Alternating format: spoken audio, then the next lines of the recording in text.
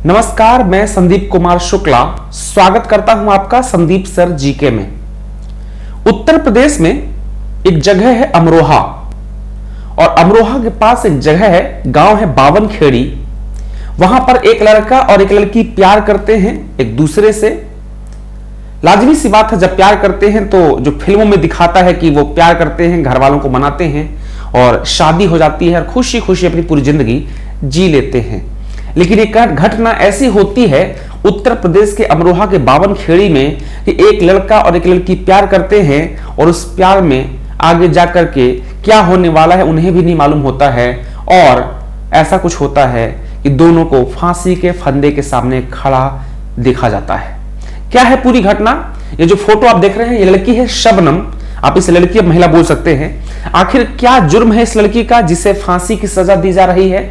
ऐसा क्या गलत काम इस लड़की ने किया है जिस कारण से इसको बहुत जल्द फांसी के फंदे पर लटकाया जाएगा? आदरणीय supreme court, high court, lower court, यहां तक कि महामहिम राष्ट्रपति ने भी इनकी दया याचिका को खारिज कर दिया है।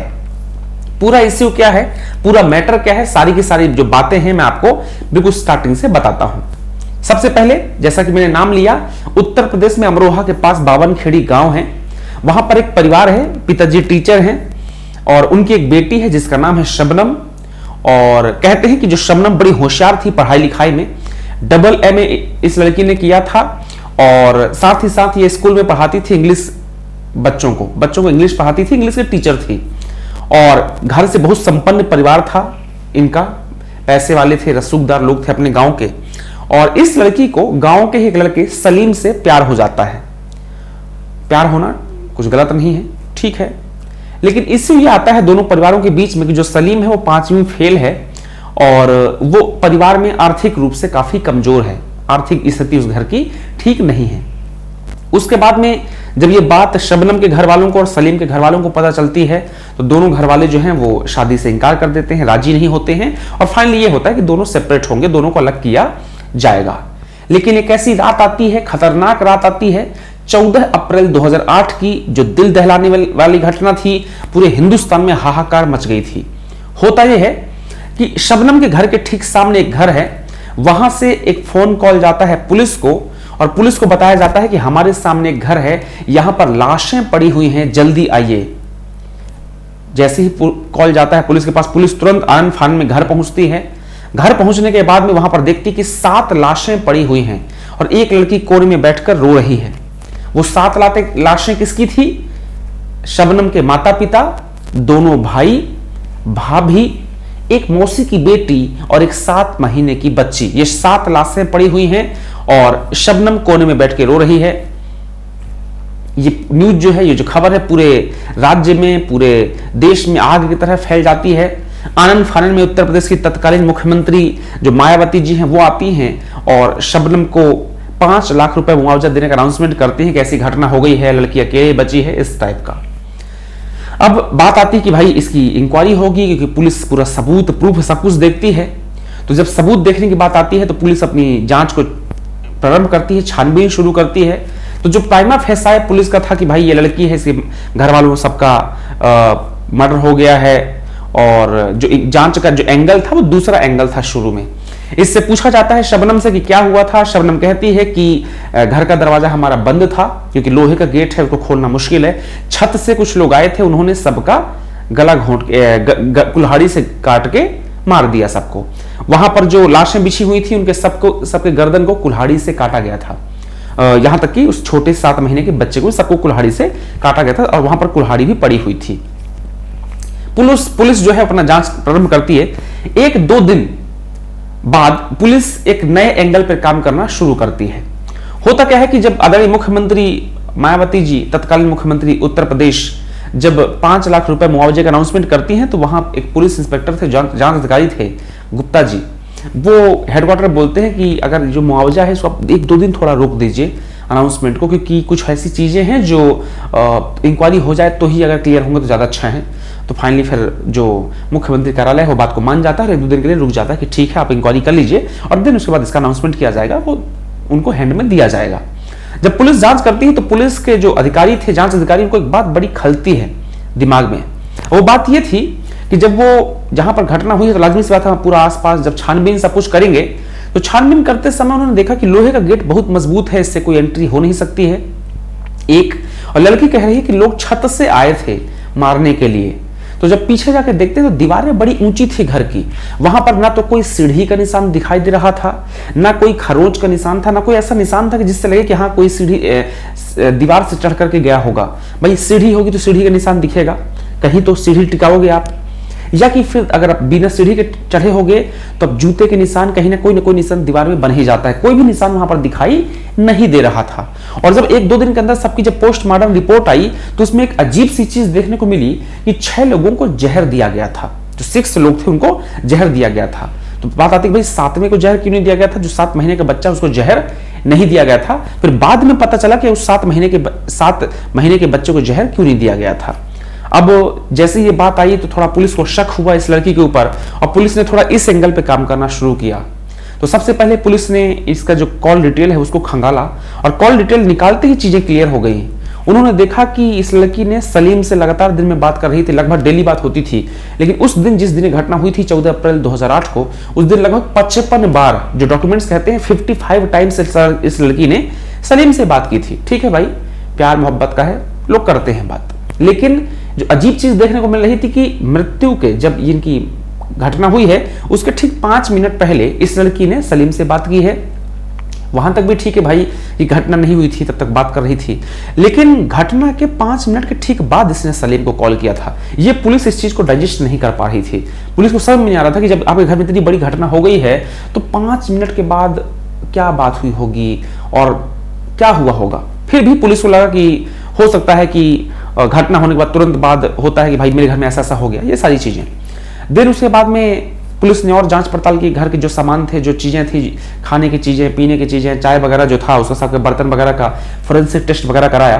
और पुलिस ने जो इसका बॉयफ्रेंड था सलीम, शबनम का, उसको उठा के पुलिस ने अपने तरीके से पूछताछ करना शुरू किया।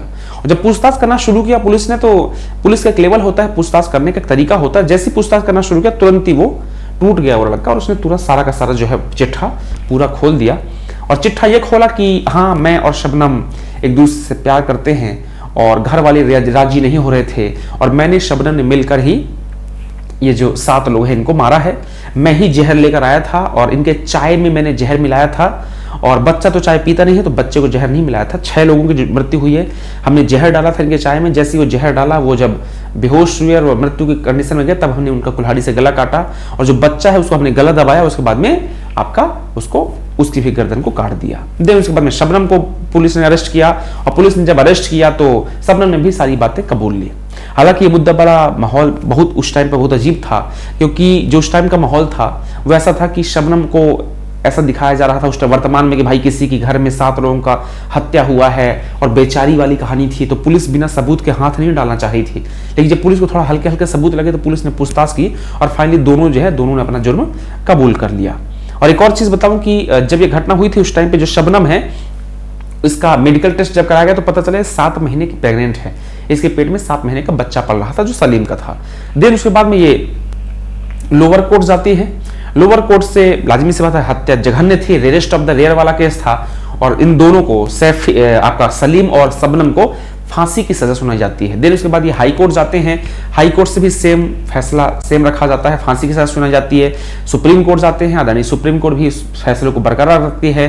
देन उसके बाद में फिर एक मौका होता है आपके पास में, आप प्रेसिडेंट के पास जाइए। आदरणीय प्रेसिडेंट के पास गई, और प्रेसिडेंट जो साहब थे, आदरणीय प्रणब मुखर्जी उस टाइम पे प्रेसिडेंट थे, उनके पास ये फाइल जाती है दया याचिका की, और फाइनली प्रेसिडेंट महोदय जो है वो भी फाइल को मना कर देते हैं, क्योंकि rarest of the rarest case था, ये बड़ा जघन्य अपराध था, घर वालों 7 लोगों की हत्या की गई है।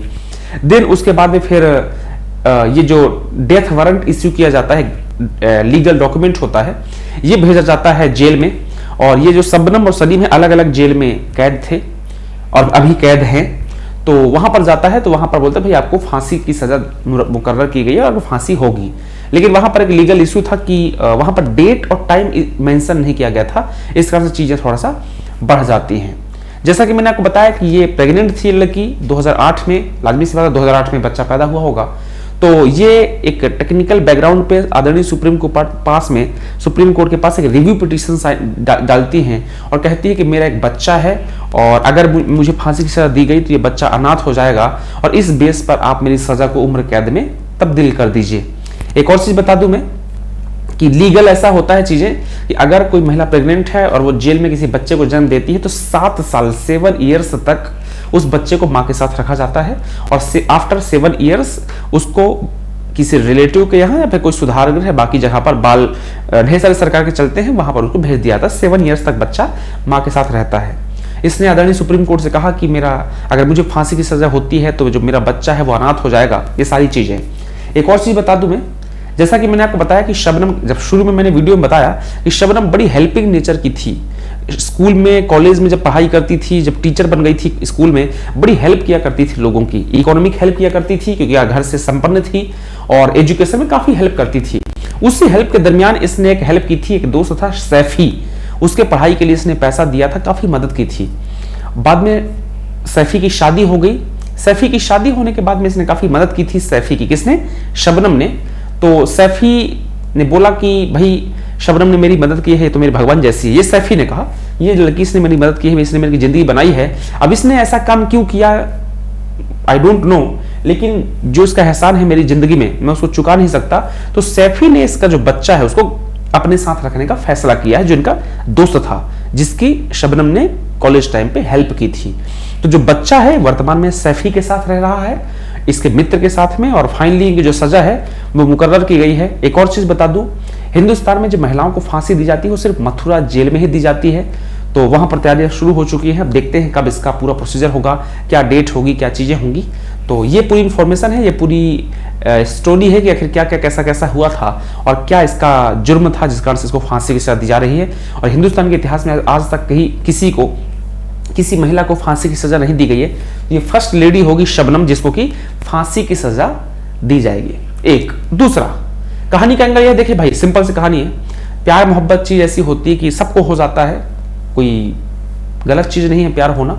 लेकिन अगर आपके घर में आप किसी से प्यार करते हैं और आपको कोई पसंद है, तो मुझे ऐसा लगता है पर्सनल, अगर मेरा ओपिनियन माने तो मैं बोलूंगा कि भाई घर में आप बताइए, आप अपने घर में बताइए, आप जो पार्टनर है, जो भी आपका महबूब है, लड़का लड़की जो भी है, आप उसको बोलिए, अपने घर में बताइए और चीजें मनाई जा सकती हैं। एक लेवल तक जाके मना सकते हैं आप। ऐसे कोई गलत कदम उठाने से, ये बहुत ही अजीब घटना थी ये, ऐसे गलत कदम जिससे क्या हुआ, फाइनली ये हुआ, इन दोनों का ये था कि वो मार के और साथ में रहेंगे, और क्या हुआ, फांसी की सजा हो रही है दोनों को, सलीम को और शबनम को। मुझे लगता है कि ऐसी चीजों में घर वालों को मनाया जाए और बस यही है, ऐसे गलत कदम ना उठाए जाएं जो बहुत गलत है, इंसानियत के खिलाफ है, और ऐसी चीजें सुन के लोगों का प्यार से विश्वास भी उठ सकता है। सच्चाई है। बस यही इन्फॉर्मेशन थी, यही न्यूज़ था। ऐसे ही वीडियोस देखने के लिए आप चैनल को सब्सक्राइब कीजिए, वीडियो को लाइक कीजिए, वीडियो को शेयर जरूर कीजिए। Bye bye, take care.